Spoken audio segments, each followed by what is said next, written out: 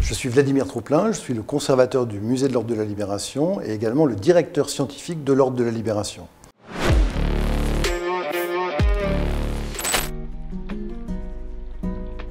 Je suis dans cette belle maison depuis très longtemps puisque j'y ai fait mon service militaire et qu'à l'issue de ce service militaire en 1994, je suis resté à l'Ordre de la Libération pour m'occuper de son musée.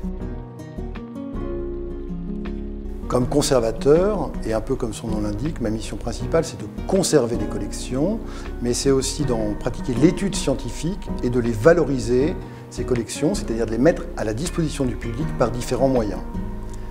Au sein du musée, je gère l'ensemble de l'équipe dédiée qui va évidemment de la gestion des collections, en passant par la médiation culturelle et en allant jusqu'au service des archives. Mon travail consiste aussi à mettre en œuvre, développer ce qu'on appelle la politique culturelle du musée, c'est-à-dire ses projets scientifiques, d'expositions temporaires, de soirées culturelles, de rencontres avec des universitaires, etc. Alors ce poste est très intéressant et d'ailleurs si j'y suis depuis si longtemps sans en être parti, c'est que j'y trouve vraiment un intérêt. L'intérêt principal de ce métier de conservateur, c'est qu'on apprend des choses tous les jours, absolument tout le temps, et donc on a sans arrêt le sentiment finalement de progresser dans ses connaissances, de découvrir de nouvelles choses et puis également de découvrir des gens. Et pour ce qui concerne l'Ordre de la Libération, c'est aussi de travailler sur une matière humaine extrêmement noble qui est celle de ces résistants de la Seconde Guerre mondiale qui nous donnent aussi des exemples tout à fait extraordinaires.